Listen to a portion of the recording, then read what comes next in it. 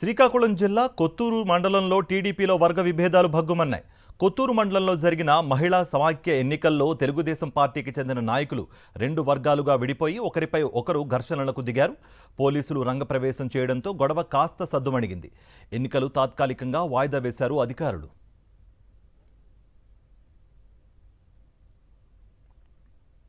శ్రీకాకుళం జిల్లా కొత్తూరు మండలంలో టీడీపీలో వర్గ విభేదాలు భగ్గుమన్నాయి.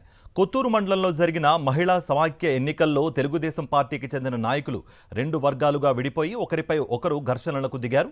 పోలీసులు రంగప్రవేశం చేయడంతో గొడవ కాస్త సద్దుమణిగింది. ఎన్నికలు తాత్కాలికంగా వాయిదా వేశారు అధికారులు.